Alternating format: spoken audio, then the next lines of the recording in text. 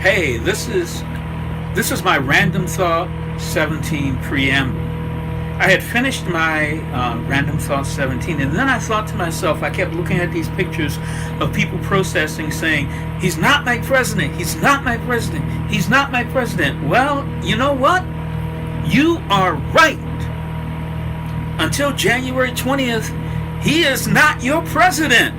So you're absolutely right. But come the 20th, he will be the president. That much is undeniable. January 20th, those signs become irrelevant because although he's not your president now, on the 20th of January when he's sworn into office, he will be. And now on to Random Thought 17. Okay, this is Random Thought 17.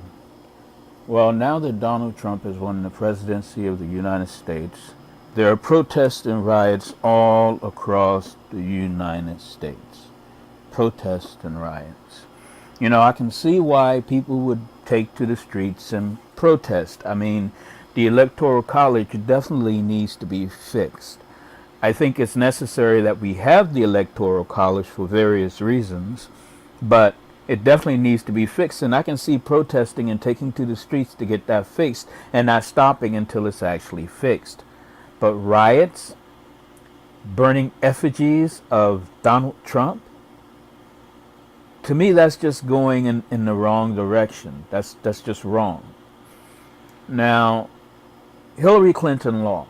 And a lot of people are throwing around a lot of blame for Hillary Clinton losing. Myself, I'm an independent voter. I didn't vote for Hillary, and I sure as hell was not going to vote for Donald Trump. A lot of people did not vote at all, and I don't blame them. They didn't vote at all. Now, do I think it would have been better if they had voted? Absolutely. Do I blame them or have a problem with them not voting? Absolutely not.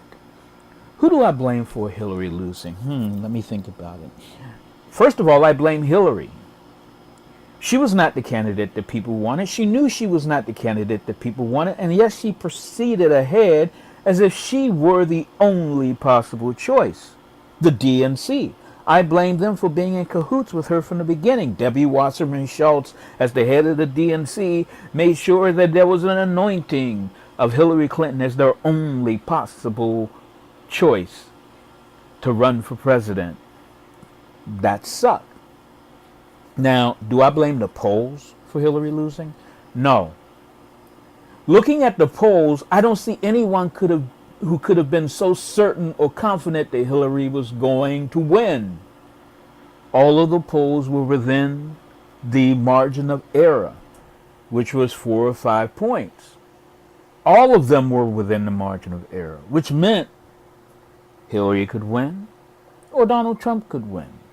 Well, guess what? Donald Trump won.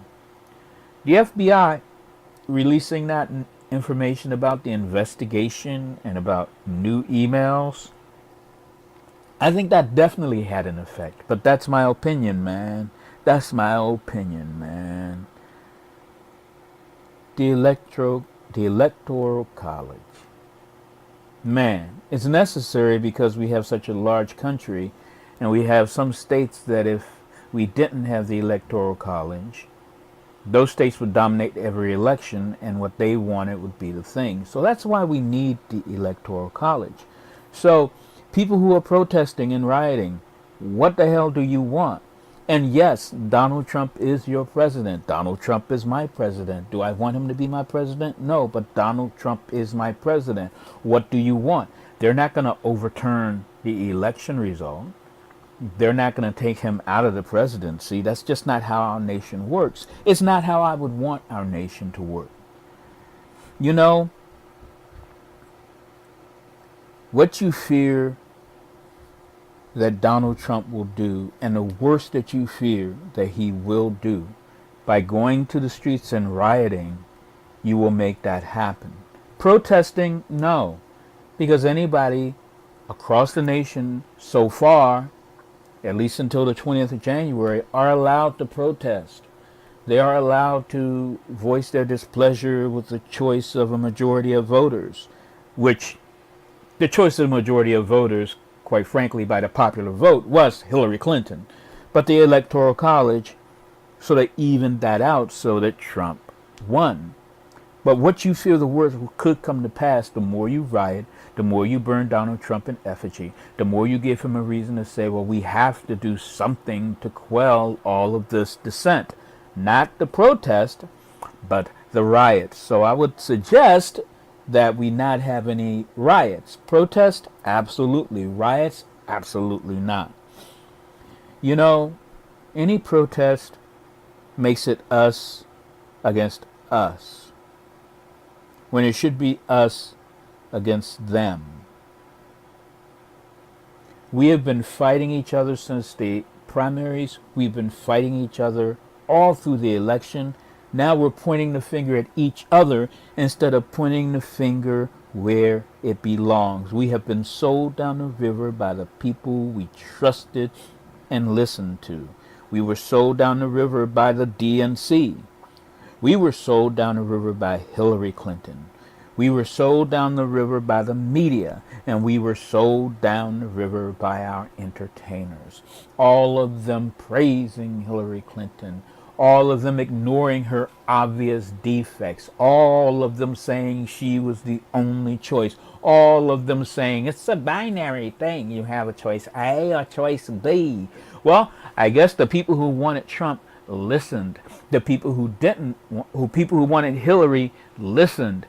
So the people who wanted Trump, they listened. The people who wanted Hillary, they listened. The people who wanted neither one, they didn't have to listen. And the turnout of voters proves that they did not listen. They didn't want either, so they did not go out and vote. And all the results prove that millions of people just stayed home. Now, should you be afraid? Well, if you keep protesting and rioting, you should damn well be afraid.